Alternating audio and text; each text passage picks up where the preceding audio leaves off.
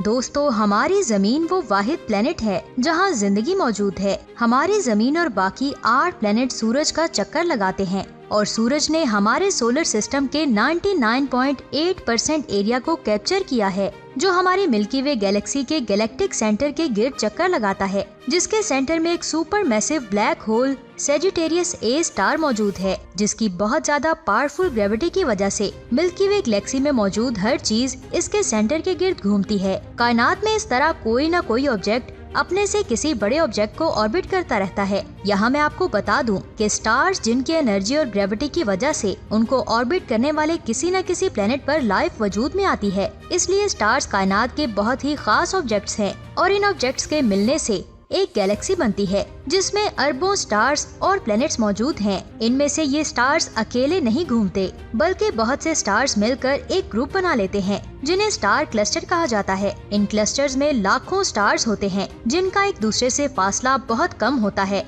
ये क्लस्टर की सूरत में गैलेक्सी का चक्कर लगाते हैं। ऐसा ही एक क्लस्टर हमारी जमीन से 153 लाइट ईयर्स दूर मौजूद है। इसमें तकरीबन 1000 स्टार्स मौजूद हैं। ये क्लस्टर 10 लाइट ईयर्स तक फैला हुआ है, जिसका नाम हेडर स्टार क्लस्टर है, जिसे 2 कैटेगरीज में तकसीम किया गया है, जिनमें से पहले का नाम ओपन क्लस्टर है, जो 1000 स्टार से मिलकर बना है। इस तरह के क्लस्टर में आने वाले स्टार ज्यादातर न्यू होते हैं, जो एक बहुत बड़े गैस क्लाउड से मिलकर बनते हैं। दूसरे स्टार क्लस्टर में बहुत कम जगह पर लाखों स्टार्स मौजूद हैं, जो हमसे करीब 600 लाइट ईयर्स दूर मौजूद हैं। इन स्टार्स की चमक इतनी ज्यादा है जिसको आप जमीन से भी बहुत आसानी से देख सकते हैं। साइंसदान अभी तक ये नहीं समझ पाए कि आखिर इतनी कम जगह पर इतने ज्यादा स्टार्स कैसे मौजूद हो सकते हैं। इसके बाद बात करते हैं ऐसे स्टार क्लस्टर्स की जिसमें 10,000 से लेकर 10 करोड़ तक स्टार्स हो सकते हैं। जी हाँ, आपने बिल्कुल सही सुना, 10 करोड़ स्टार सिर्फ एक क्लस्टर में। ये क्लस्टर सैकड़ों लाइट ईयर्स तक फैला हुआ है। इसमें स्टार्स की डेंसिटी भी बहुत ज्यादा है। बहुत ज्यादा गोल होने की वजह से इनको ग्लोबुलर क्लस्टर कहा जाता है। इस क्लस्टर में पाए जाने वाले स्टार्स आम तौर पर पॉपुलेशन सेकंड कैटेगरी के होते हैं। पॉपुलेशन सेकंड वो स्टार्स होते हैं जो कायनात के पैदा होने से थोड़ी देर बाद बने थे। ग्लोबुलर क्लस्टर में मौजूद स्टार्स बेहद ही पुराने होते हैं। साइंसदानों के मुताबिक ये स्टार्स ज्यादातर येलो या रेड ड्वार्फ होते हैं, जिनका मैस सूरज के मैस से 1 या 2 गुना ही ज्यादा होता है। यहाँ माना जाता है कि इस क्लस्टर की पैदाइश के वक्त इसमें बहुत बड़े बड़े स्टार्स हुआ करते थे, लेकिन इस क्लस्टर के इतने पुराने होने की वजह से उन स्टार्स में सुपरनोवा एक्सप्लोजन हो गया, जिसकी वजह से वो बड़े स्टार्स खत्म हो गए। क्योंकि स्टार जितना बड़ा होगा उसकी लाइफ उतनी कम होगी। बड़े स्टार्स के मुकाबले में छोटे स्टार्स का लाइफ स्पैन बहुत ज्यादा होता है, जिस वजह से छोटे स्टार्स अभी भी इन क्लस्टर्स के अंदर मौजूद है। वैसे इन क्लस्टर्स में कुछ ब्लू सुपर जायंट स्टार्स भी मौजूद हैं, जो नेबुला में मौजूद धूल से बने हुए हैं। हो सकता है कि ये 2 ड्वार्फ स्टार्स के मिलने से बने हों। लेकिन इस ग्रुप की सबसे पेचीदा बात ये है कि अब तक साइंसदान ये नहीं जान पाए कि इतना बड़ा क्लस्टर आखिर कैसे बनता है। एम क्लस्टर, जिसमें स्टार्स एक ही धूल के बड़े बादल से बनते हैं, फिर ये स्टार्स एक ग्रुप बना लेते हैं। लेकिन ग्लोबुलर क्लस्टर में ऐसे बहुत से स्टार्स को देखा गया है जो दूसरे स्टार्स से देखने में बिल्कुल डिफरेंट हैं। हो सकता है कि ये किसी दूसरे धूल के बादल से बने हों या किसी और जगह से आकर इस ग्रुप का हिस्सा बन गए हों। लेकिन ये कब और कैसे हुआ, आज तक साइंसदान इसको जान नहीं सके। दोस्तों, आप जानते हैं कि हमारी गैलेक्सी में ऐसे कई स्टार्स के बड़े क्लस्टर्स को डिस्कवर किया गया है, जिसमें सबसे बड़ा ग्लोबुलर क्लस्टर हमारी जमीन से 17,000 लाइट ईयर्स दूर है। अब बात करते हैं ओमेगा सेंटोरी स्टार क्लस्टर की, जिसमें तकरीबन 10 मिलियन स्टार्स हैं, जबकि ये क्लस्टर 150 लाइट ईयर्स तक फैला हुआ है। साइज में बहुत ज्यादा बड़ा होने की वजह से ये जमीन से आसानी से देखा जा सकता है। इसमें 1 करोड़ से भी ज्यादा स्टार्स मौजूद हैं,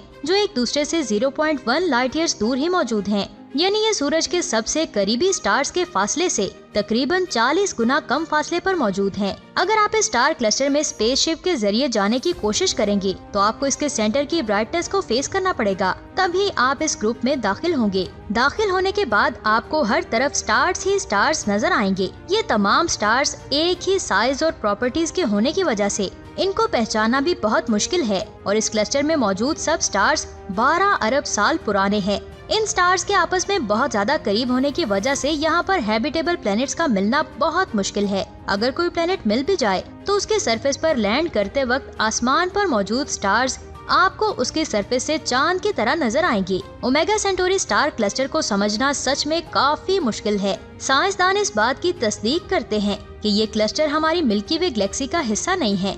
अरबों साल पहले मिल्की वे गैलेक्सी ने एक ड्वार्फ गैलेक्सी को अपनी ग्रेविटी की वजह से खींच लिया था। शायद इसी वजह से ये स्टार क्लस्टर आज हमारी गैलेक्सी का हिस्सा बना हुआ है। कुछ साइंसदान ये कहते हैं कि इस गैलेक्सी में मौजूद स्टार्स एक ब्लैक होल का चक्कर लगा रहे हैं, जिस वजह से ये गोल शक्ल का एक ग्लोबुलर क्लस्टर बना है। दोनों ही नजरियात अपनी जगह सही हैं, लेकिन इनको प्रूव करना बहुत ज्यादा मुश्किल है। शायद आने वाले वक्त में जेम्स वेब टेलीस्कोप इस क्लस्टर के राज को खोल देगा, जिस पर मैं ऑलरेडी बहुत अमेजिंग वीडियो बना चुकी हूँ। अगर आपने वो वीडियो नहीं देखी तो जल्दी से जाकर देखें, लिंक आपको नीचे डिस्क्रिप्शन में मिल जाएगा। जेम्स वेब टेलीस्कोप के जरिए हम इस क्लस्टर के बनने और इसमें मौजूद स्टार्स और प्लैनेट्स के बारे में जान पाएंगे। हो सकता है कि ग्लोबुलर सेंटोरी अब तक डिस्कवर किए गए क्लस्टर में से सबसे बड़ा हो, लेकिन कायनात में इससे भी बड़े क्लस्टर्स मौजूद हैं, लेकिन इनको अभी डिस्कवर नहीं किया गया। साइंसदान अब तक तकरीबन 150 ग्लोबुलर क्लस्टर्स को डिस्कवर कर चुके हैं। शायद हम अपनी गैलेक्सी में इस तरह के और भी क्लस्टर्स को डिस्कवर कर सकें। दोस्तों, बात यहीं खत्म नहीं हुई। सिर्फ स्टार्स ही मिलकर एक बड़ा ग्रुप नहीं बनाते। आप ये जानकर हैरान होंगे कि अरबों स्टार से बनी गैलेक्सीज भी एक साथ मिलकर एक बड़ा ग्रुप बनाती हैं। तो दिल को थाम कर बैठें, क्योंकि अब मैं आपको जो बताने वाली हूँ उसे सुनकर आपका दिमाग चकरा जाएगा। गैलेक्सी के इस ग्रुप को गैलेक्सी क्लस्टर कहा जाता है। ग्रेविटी की वजह से 1 से लेकर 1000 गैलेक्सीज के मिलने से एक ग्रुप बनता है, और इस ग्रुप में सारी गैलेक्सीज इस अपने सेंटर के गिर्द ऑर्बिट करते हुए कायनात में चलती हैं। 100 से कम गैलेक्सीज वाले क्लस्टर को गैलेक्सी ग्रुप कहा जाता है। आप हैरान होंगे कि एक Galaxy cluster 32 lakh light year से लेकर 160 लाख लाइट ईयर्स तक फैला होता है, और इन क्लस्टर्स में 1% डी गैलेक्सीज होती हैं। 9% तक इन क्लस्टर्स में इंटरस्टेलर मैटर होता है, जबकि 90% वो मैटर होता है जिसकी वजह से गैलेक्सीज एक दूसरे से जुड़ी रहती हैं। इस मैटर को साइंसदान डार्क मैटर कहते हैं। बाज दफा गैलेक्सी क्लस्टर भी एक दूसरे से मिलकर एक सुपर मैसिव क्लस्टर बनाती हैं, जो इस कायनात के सबसे बड़े स्ट्रक्चर्स होते हैं। यहाँ एक बात का इजाफा करती चलूं कि एक सुपर क्लस्टर कई गैलेक्सीज के क्लस्टर से मिलकर बनता है, और इस सुपर मैसिव क्लस्टर का साइज 10 करोड़ लाइट ईयर से लेकर 100 करोड़ लाइट ईयर तक हो सकता है। हमारी मिल्की वे गैलेक्सी एक लोकल ग्रुप का हिस्सा है। इसमें 54 से ज्यादा गैलेक्सीज मौजूद हैं, और ये local group Virgo super cluster का एक छोटा सा हिस्सा है। इस क्लस्टर की लंबाई 11 करोड़ लाइट ईयर्स है। इसमें लोकल ग्रुप जैसे क्लस्टर्स के अलावा बड़े क्लस्टर्स भी मौजूद हैं, लेकिन 47,000 गैलेक्सीज का ये ग्रुप भी कायनात में मौजूद दूसरे सुपर क्लस्टर्स के सामने कुछ भी नहीं है। विर्गो सुपर क्लस्टर से भी बड़े सुपर क्लस्टर कायनात में मौजूद हैं, जिनके सामने लोकल ग्रुप और विर्गो क्लस्टर रेत के एक छोटे से जर्रे से भी छोटा है। अब बात करते हैं लेनियाकिया सुपर क्लस्टर की। ये तकरीबन 50 करोड़ लाइट ईयर्स तक फैला हुआ है, जबकि सुपर क्लस्टर के अंदर 1 लाख से भी ज्यादा गैलेक्सीज मौजूद हैं। मिल्की वे गैलेक्सी और दूसरी गैलेक्सीज भी इसी सुपर क्लस्टर का एक छोटा सा हिस्सा है, लेकिन इतना बड़ा क्लस्टर होने के बावजूद भी इसको डिटेक्ट करना आसान काम नहीं है। साइंसदान रेडियो टेलीस्कोप की मदद से कई गैलेक्सीज की मूवमेंट को देखते हैं। अगर वो ग्रेविटी की वजह से किसी सेंटर ऑफ मास की तरफ बढ़ती हैं, तो इससे ये समझा जाता है कि ये सभी गैलेक्सीज किसी बड़े क्लस्टर का हिस्सा हैं, जिसके सेंटर के गिर्द ये सभी गैलेक्सीज ऑर्बिट करती हैं।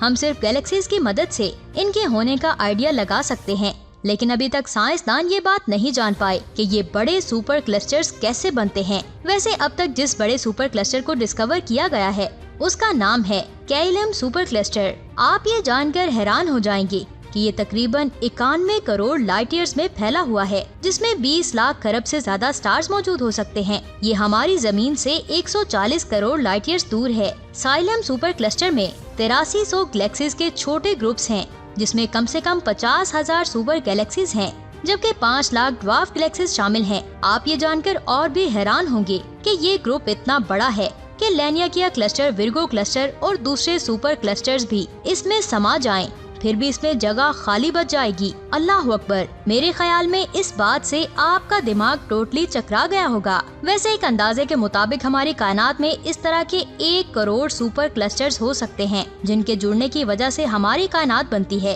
ये बिल्कुल ऐसे ही है जैसे इंसान के जिस्म में सेल्स मिलकर टिश्यूज बनाते हैं। ये टिश्यूज सेल्स का ही एक ग्रुप होता है और ये टिश्यूज का ग्रुप आपस में मिलकर ऑर्गन बनाते हैं। इन ऑर्गन से मिलकर हमारा जिस्म बनता है। ये कायनात भी बिल्कुल इसी तरह बनी है। स्टार्स के जुड़ने से स्टार्स के ग्रुप बनते हैं जिनको स्टार क्लस्टर कहते हैं। फिर ये स्टार क्लस्टर्स मिलकर गैलेक्सीज बनाते हैं। इसके बाद ये गैलेक्सीज आपस में मिलकर एक सुपर क्लस्टर बनाती हैं। फिर ये सुपर क्लस्टर्स एक दूसरे के साथ जुड़कर एक जाल सा बनाते हैं। इस तरह से ये कायनात वजूद में आती है। हमारी कायनात करोड़ों सुपर क्लस्टर से बनी है और ये धूल और स्टार्स का एक बड़ा घर है। जबकि हम आज के एडवांस टेक्नोलॉजी से सिर्फ थोड़ी सी ही कायनात को देख सकते हैं, जिसको साइंसदान ऑब्जर्वेबल कायनात कहते हैं। तो दोस्तों, आज की अमेजिंग और दिमाग को चकरा देने वाली वीडियो आपको कैसी लगी, नीचे कमेंट्स करके जरूर बताएं। अगर वीडियो अच्छी लगी तो लाइक करें, अच्छी नहीं लगी तो कमेंट करें। और आप नेक्स्ट किस टॉपिक पर वीडियो देखना चाहते हैं, नीचे कमेंट्स करके ये भी बताएं। जिस टॉपिक पर कमेंट्स ज्यादा होंगे हम उसी पर वीडियो लेकर हाजिर हो जाएंगे। तो देखते रहने के लिए हमारे चैनल को जल्दी से सब्सक्राइब कर लें, बेल आइकन को प्रेस करें। अपना बहुत सारा ख्याल रखें। खुदा हाफिज।